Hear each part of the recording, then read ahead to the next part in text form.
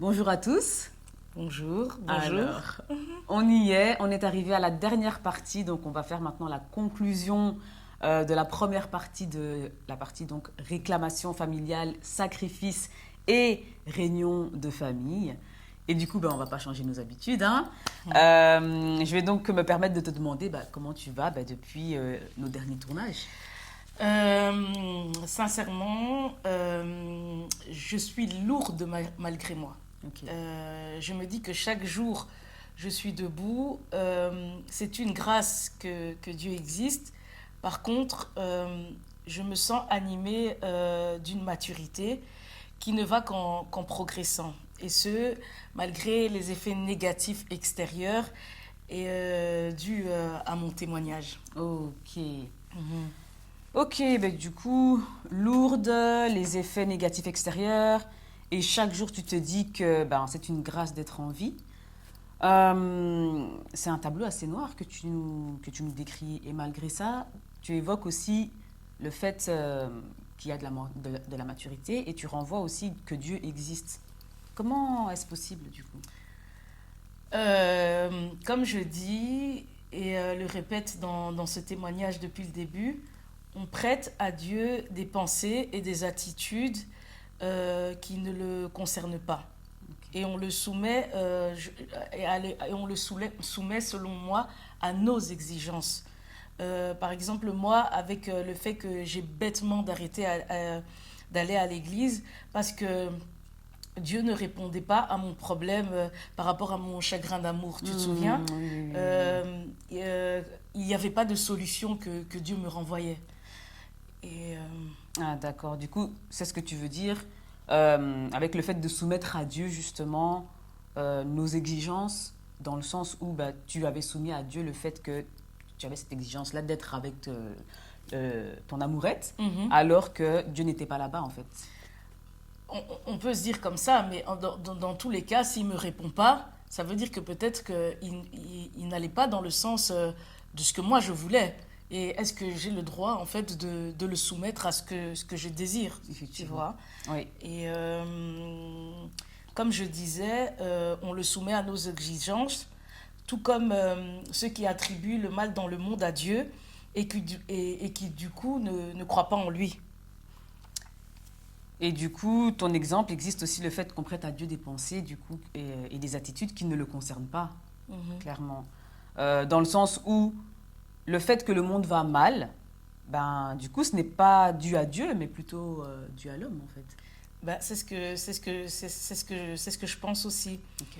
Mais en soi, par rapport aux personnes qui ne croient pas en Dieu parce que le monde va mal, franchement, je préfère ce genre de personnes qui remettent l'existence de Dieu en doute au lieu de ceux qui croient sans jamais rien remettre en question, qui n'ont aucun esprit critique, qui sont dans le déni des événements, croire pour échapper à la réalité qui peut être parfois douloureuse, tu vois. Hmm. Et moi, en soi, je ne supporte pas ce genre de croyance non plus.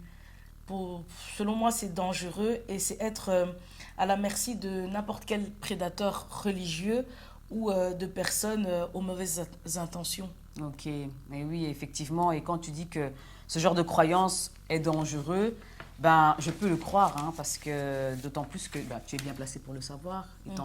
étant donné que tu es thérapeute, c'est ta profession, donc Mhm. j'imagine que tu as dû voir et entendre beaucoup de choses qui le prouvent aussi. Bon, normalement, thérapeute n'est pas spécialement lié à tout ce qui est spirituel. C'est parce que moi, dans mon contexte, j'associe la foi. Mais je le dis plus parce que j'ai grandi dans l'église et je sais que des personnes en étaient très fort dépendantes, tu Ok. vois. Je me rappelle d'une femme qui, sous le commandement d'un pasteur de l'époque, elle a arrêté ses médicaments. Ah oui. Des médicaments assez importants et qui lui ont donné la mort. Tu vois, donc Ouais. c'est un peu ça en fait. C'est dans ce sens-là que je parle du danger. Oui, d'accord, je comprends mieux. D'accord, d'accord. Et du coup, qu'est-ce qui est lourd? Qu'est-ce qui est lourd? Ben, mes cauchemars les cauchemars, la dimension est de plus en plus spirituelle et les remarques extérieures aussi. Mais à ce niveau, au risque d'effrayer certaines personnes beaucoup plus fragiles, pour moi, ce ne sont plus des rêves. Ce sont des choses réelles qui se passent sur un autre plan de vie. Okay. Tu sais, la plupart des personnes ne s'attardent que sur le plan physique qu'on voit avec nos yeux. C'est une vision de la vie un peu trop limitée. Okay. Lorsqu'on atteint certains stades de notre existence, malgré nous. Ok, et qu'est-ce que tu veux dire par malgré nous, par le fait d'atteindre des stades de vie malgré nous? Parce qu'en fait, malgré nous, des stades de vie, je vis la mort, enfin j'ai vécu la mort, je me retrouve à faire des cauchemars et tout ça. Tu verras que plus tard, je vais donner plus d'explications sur ce sens-là. Donc, je me retrouve dans des situations que je n'ai pas choisies. Effectivement. En fait. Donc,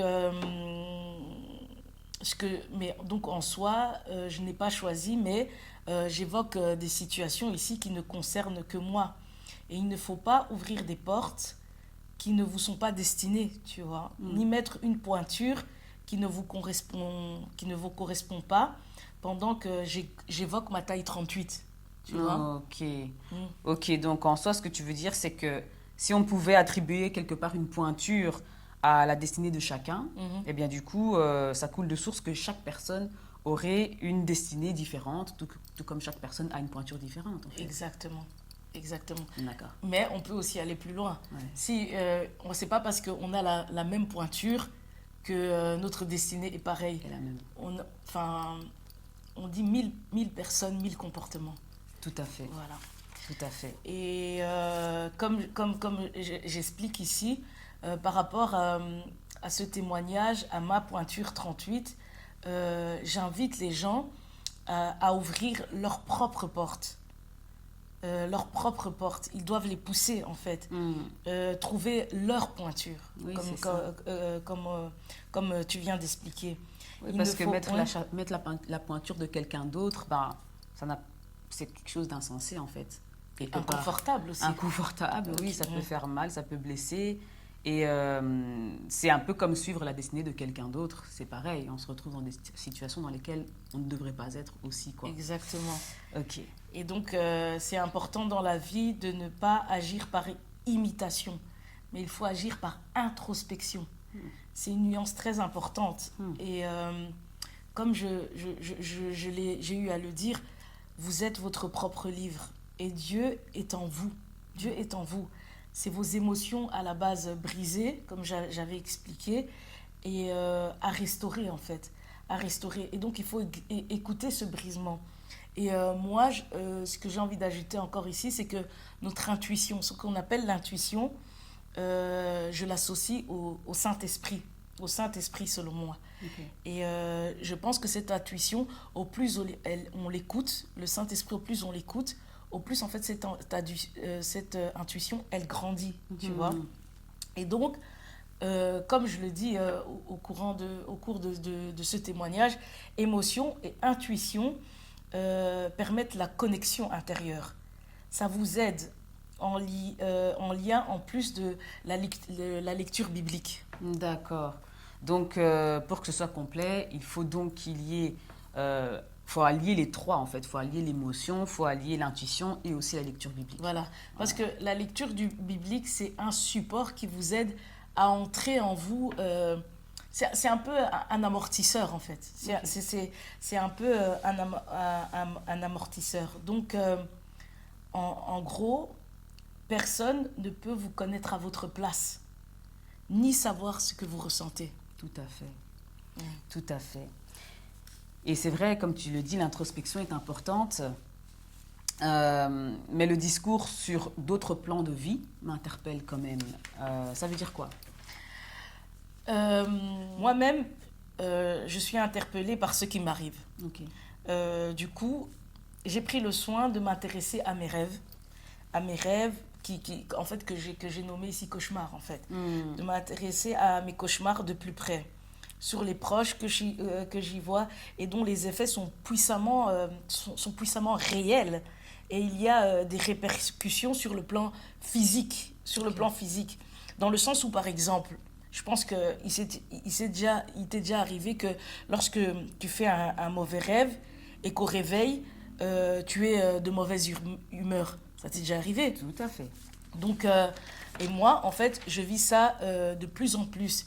Et c'est comme si les personnes que je vois dans mes cauchemars ont un pouvoir sur mon humeur. Tu vois? Ouais. Et tu comprends que tout ça a un fond de programmation mentale. On fait, on fait des suggestions à tes émotions. Tu vois, un peu quand tu te réveilles, tu es de mauvaise humeur. Moi, en fait, toi, tu crois en fait que c'est par hasard. Mais moi, je pense que voilà, tout ça est travaillé sur comme je dis, un autre plan de vie. C'est un peu comme quand tu penses beaucoup à une personne et que tu finis par la croiser ou qu'elle t'appelle. Tu vois, la télépathie, le pouvoir de la pensée, tu vois, ce sont des réalités sur un autre plan de vie. Oui, tout à fait. Et ce qui peut aussi arriver, c'est que parfois on peut être là dans... Allez, on voit les choses en rêve avec nos proches et après ça continue dans la vie réelle. C'est-à-dire que ce qui a commencé, on voit que le comportement continue dans la vie réelle comme si c'était une continuité, un peu comme ça. Donc l'humeur qu'on a trouvée dans le rêve, on va le retrouver chez la personne alors que dans la vraie vie, il n'y a pas de raison pour qu'il y ait une suite d'humeur de ce genre-là, quoi. Ouais. Tu vois comment toi tu donnes, tu vois, hein, comment tu expliques une situation sur un autre plan de vie que tu ramènes dans le physique. Exactement. Tu vois. Exactement. Et donc du coup par rapport à ça, j'ai fait des recherches sur le sujet et à propos des rêves, on associe souvent sur le plan spirituel à des projections astrales. Okay. Et par rapport à ça, j'ai eu des patientes, dont une qui m'a dit qu'une fois en dormant, elle s'est retrouvée hors de son corps, Okay. au-dessus de son corps. Et souvent, tu vas voir des gens dans des témoignages, quand ils ont des expériences de mort imminente, qu'on parle du coma, ils vont te dire je me suis vue hors de mon corps. Donc, c'est des discours effrayants, mais qui font partie du quotidien, même si ça fige, ça interpelle. Moi, je pense que c'est fréquent et que ça existe. Ouais. On parle même du plan onirique. Le plan onirique, c'est synonyme des rêves. Okay. Ce n'est pas le sujet aujourd'hui, mais les personnes inscrites, assises dans tout ce qui est spiritualité, avancent que dormir est une projection astrale. Dormir est une projection astrale. Ce serait l'âme qui se déplace, qui sort du corps. Ok. Et Ouais. lorsque l'on est vivant, elle reste reliée au corps. Cette âme reste reliée au corps par un cordon d'argent, comme ils appellent ça. D'accord. Par un cordon d'argent. Et au réveil, souvent, quand on se réveille, ils expliquent que c'est l'âme qui regagne le corps. Okay. C'est l'âme qui regagne le corps. Et des fois, il y a des gens qui disent que ah ben oui, j'ai l'impression que j'ai des sensations de déjà-vu, j'ai été déjà dans cet endroit. Ces personnes-là disent que c'est comme si en fait ton âme a déjà été dans cet endroit, mais toi physiquement tu n'as jamais été. Okay. En fait, il lie à ça cette impression des fois de déjà-vu. Oui, ça m'est arrivé déjà souvent ça. Des impressions de déjà-vu. Ah, donc tu sors beaucoup de ton corps. Apparemment. Ouais, mais il paraît qu'on le fait tous quand on dort. Okay. Maintenant, voilà. Et on dit aussi des personnes décédées que lorsqu'elles meurent, leur âme, leur esprit évolue sur un autre plan, Okay. un autre plan de vie. Et on dit que l'âme et l'esprit seraient éternels. Elles ne meurent jamais. Juste le corps qui retourne à la poussière. Et donc, du coup, quand la personne est morte, ce cordon se rompt. Ok. Mais la personne existerait sur un autre plan D'accord. que celui physique. Ouais, je vois.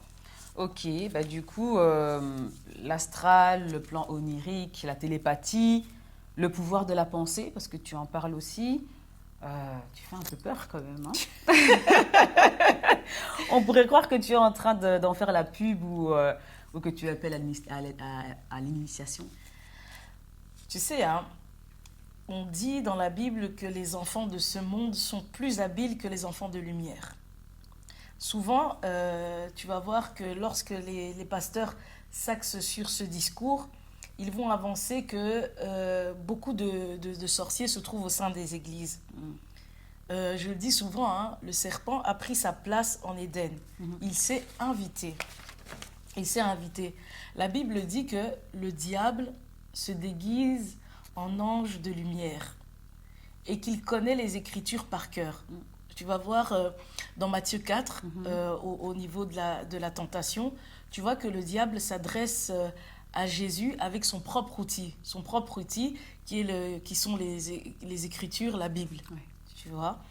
Et en soi, Jésus est la parole. Et Satan, quand il vient parler à Jésus, donc on peut comprendre qu'il connaît Jésus. Et en soi, en vérité, dans le ciel, en fait, on dit qu'ils se connaissent depuis le ciel, ouais. Tu vois, les anges déçus et tout ça et tout. Donc, il connaît Jésus. Tu vois, du coup, le caractère habile de Satan et les sorciers au sein des églises. Ouais. Tu le vois, hein? Ils nous connaissent déjà. Et voilà. C'est eux, en fait, les enfants de ce monde. C'est eux les enfants de ces mondes.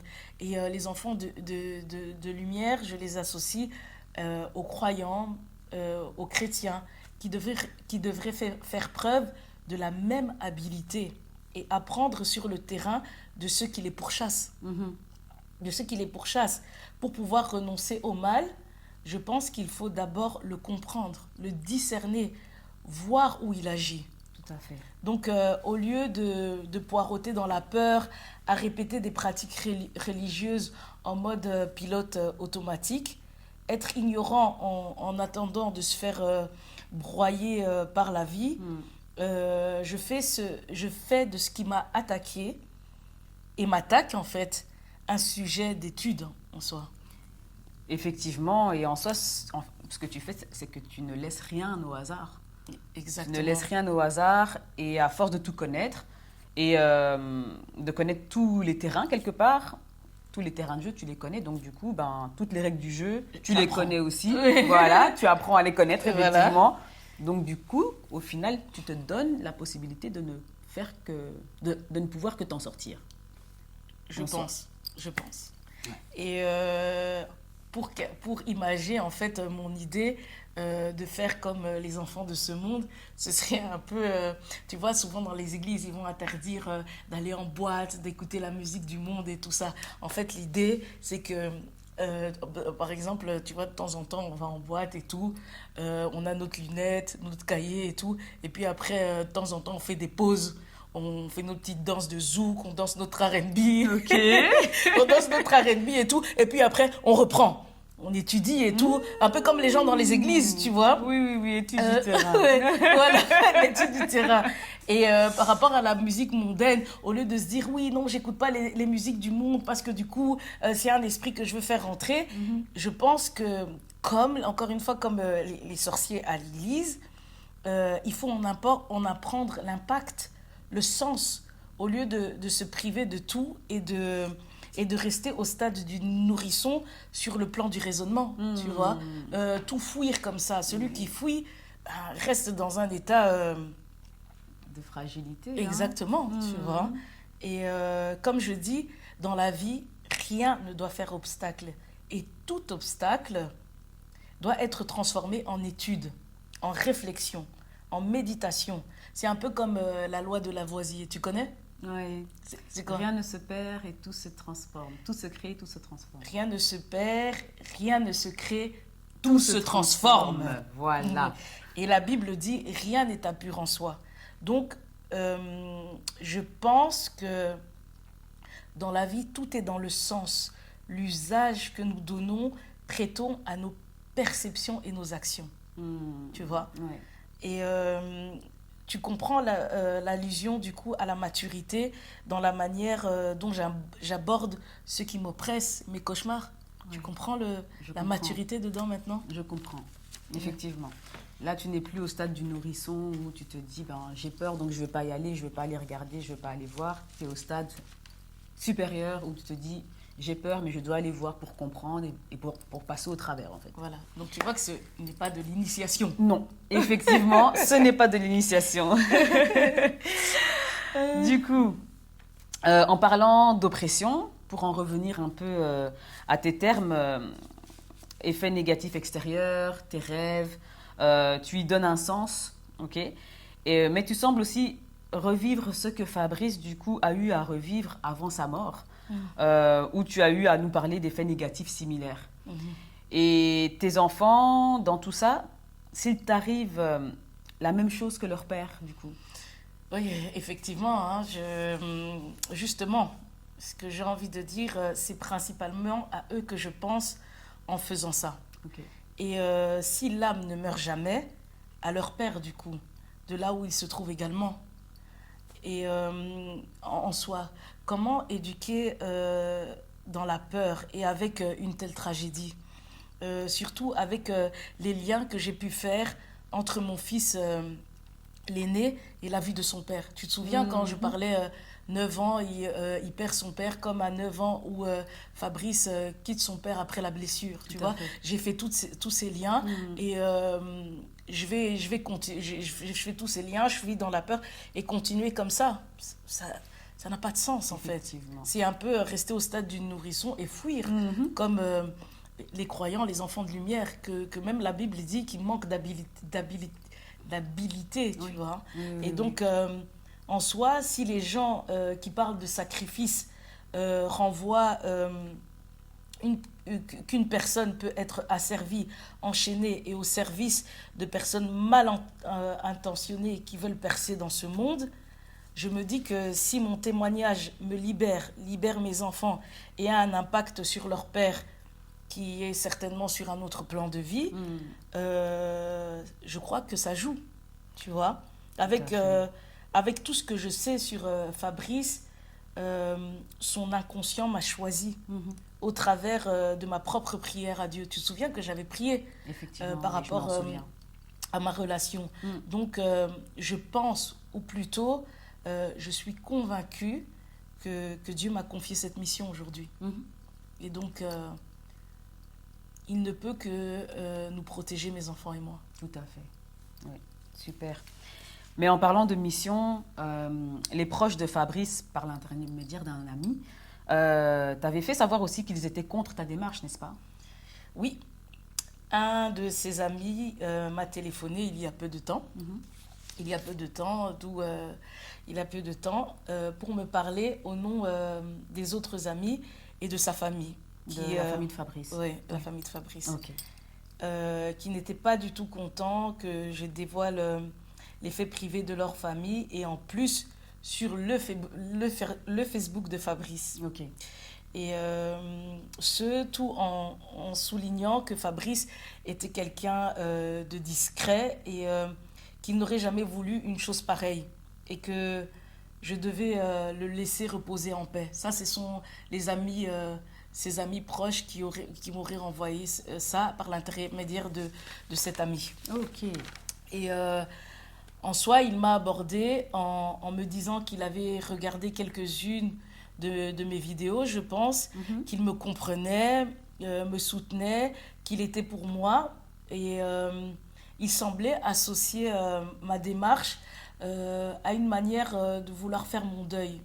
Mais là...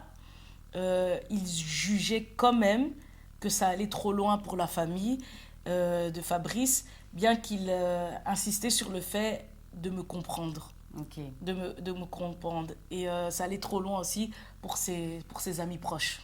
Ok. Oui, il y a tout de même une contradiction ou en tout cas une compréhension incomplète de la chose, quelque part. Dans sa manière de dire les choses, vu que d'un autre côté, il te comprend, d'un autre côté, il y a quelque chose qui ne va pas. Ah, il y a un double message. Il y a un double message, oui, tout à fait. Maintenant, la discrétion de Fabrice, la famille qui est exposée, l'ami n'aurait-il pas raison? Moi, j'ai envie de retourner les choses et revenir sur ce qui est principal à mes yeux. À mes yeux. Et encore une fois, je ne suis pas une relation d'un soir, ni une simple rencontre. Selon moi, mon lien avec Fabrice n'a aucun rapport avec ses amis ni sa famille. C'est totalement différent. Après, qu'ils le connaissent depuis l'enfance, que la famille se sente exposée, j'entends, je comprends, j'en suis consciente, mais je dois faire ma traversée. En soi, je n'ai pas demandé à me retrouver au milieu de cette situation. Et je ne veux pas faire les choses autrement, sans comprendre. Et pour ce faire, je dois retracer l'histoire de Fabrice.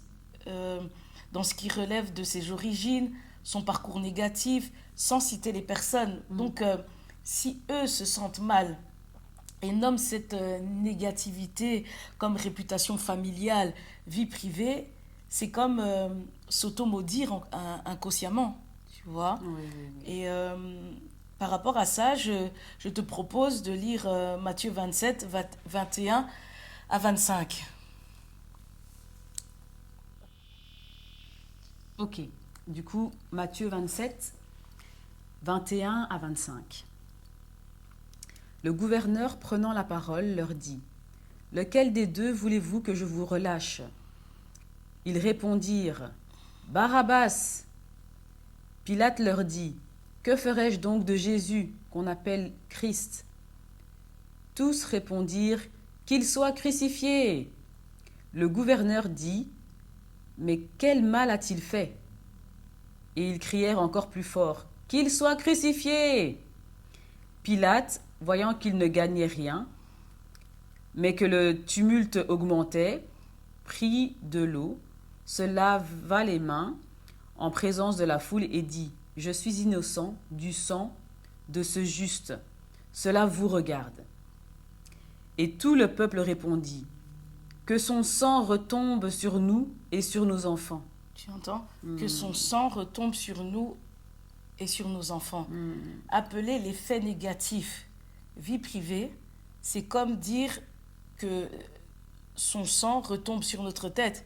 Parce que moi, je parle de l'histoire de Fabrice sur le plan de la négativité et vous appelez ça réputation familiale. C'est comme si, voilà, ils associent ça, ils font retomber le sang sur leur tête. C'est comme une de mes sœurs qui m'avait crié dessus en me disant, quand je faisais le témoignage, « Pourquoi tu parles de moi ?» Je lui ai dit, « Tu es l'inceste. Est-ce que moi j'ai demandé à voir ça ? Est-ce que moi j'ai demandé à voir ça ? J'ai demandé à me retrouver face à un homme décédé avec qui j'ai eu 3 enfants et qui est parti de façon brutale. Tu vois ? Et là où on décrit, je dirais même, enferme Fabrice dans la discrétion, un de ses traits de caractère, j'en suis tout aussi consciente de ça, mais si on regarde bien ce témoignage, c'est de lui que j'ai eu toutes ces informations. Et dans la vie, rien n'est hasard. Et pourquoi une personne discrète, entre guillemets, hein, je mets les guillemets, pourquoi une personne discrète aurait choisi une femme ouverte comme moi ? Avec en plus la mort qui croise sépare notre destinée. Tout ça pour dire que selon moi, Fabrice n'était pas discret par choix. Il n'était pas discret par choix, mais en lien avec son histoire négative de vie. Okay. Déjà, regarde, quand tu es timide, c'est un malaise intérieur. Ça ne se voit pas, mais aux yeux du monde, tu es toujours mal. Et quand tu dois gérer un aspect physique comme sa blessure au visage, comme sa blessure au visage, visible aux yeux de tous également. Je suis désolée, mais son caractère de discrétion est défini par son apparence. Oui. Il est défini par son apparence. Donc, toujours et encore selon... Par son histoire. Oui, par son histoire. Et donc, toujours et encore selon moi, la discrétion n'est pas un critère que j'associe à sa personne. à sa personne. Et moi, c'est sa personne que j'ai aimée. C'est sa personne que j'ai aimée, que j'ai rencontrée. Et c'est pour elle que je m'expose aujourd'hui, tu vois. Tu vois comment ma perception n'est pas la leur. D'où le fait que notre rapport à Fabrice est différent et non comparable. Et s'interposer alors qu'il m'a choisi en tant que femme, donc je suis sa discrétion, son intimité, tu vois. En gros, je me dis seulement par rapport à cet ami et à ses proches, il y a encore ce problème de place. Tu vois, ce problème de place et ce problème de place. Mais en soi, ça le regarde en vrai. Et j'ai dit à cet ami très gentiment que je vais continuer en fait. Je vais continuer, il le sait. Et la place qu'ils ne peuvent me donner, comme j'ai dit, ça le regarde au final. Moi, je fais selon mon cœur notre union qui ne compte et elle ne comprend que Dieu, lui Fabrice et moi en fait. Oui, ben, quelque part, c'est le triangle parfait. Hein. Et je comprends là-dedans aussi que ben, personne ne peut s'y introduire dans ce triangle parfait. Tout à fait. Ok.